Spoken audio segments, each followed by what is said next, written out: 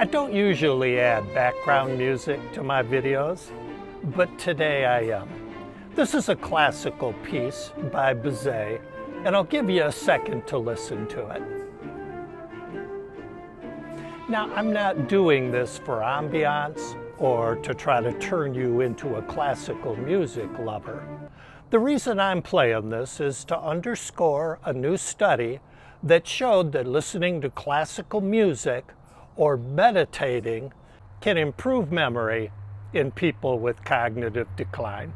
Hi, I'm Tony Deering of GoCogno.com, the website for people with mild cognitive impairment. The study I want to talk about today involves 60 people with what's called subjective memory decline, which is a degree of memory loss that falls somewhere between cognitively normal and mild cognitive impairment.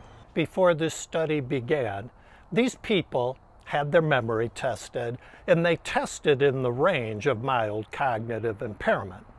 And then in the study, for 6 months, they listened to either relaxing music or they engaged in a form of meditation. After 6 months of meditation or listening to music, they scored, on average, cognitively normal. That's how much their memory had improved.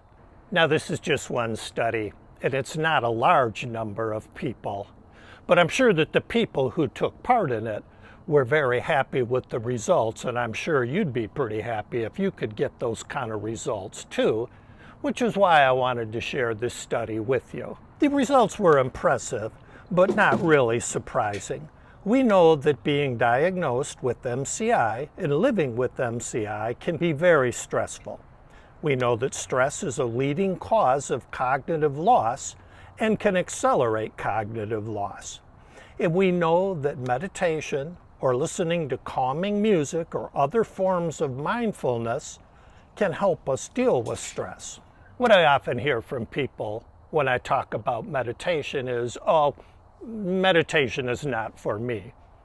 It's not my thing. And I used to be one of those people. For most of my life, I viewed words like meditation and mindfulness as some kind of mumbo jumbo. But the more I looked at the research, the more I began to understand that some form of mindfulness meditation practice is essential to brain health. The thing is, there's so many good forms of mindfulness out there, you can find one that works for you. The type of meditation used in this study is called Kirtan Kriya. Other earlier studies showed it can be very effective for people with cognitive impairment. So I had seen those studies even before this more recent study, and I decided to try it. And personally, it just wasn't for me. I just didn't take to it.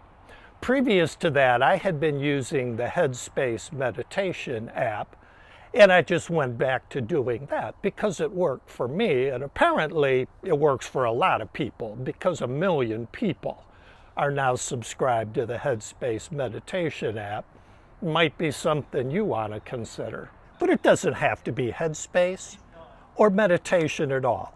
It could be listening to music or yoga or breathing exercises. There are a ton of choices, and I've included a link below where you can see some good suggestions. So I'll leave you with that today and with some beautiful music to listen to, and I hope you'll join me again next week. Until then, as always, be kind to your mind.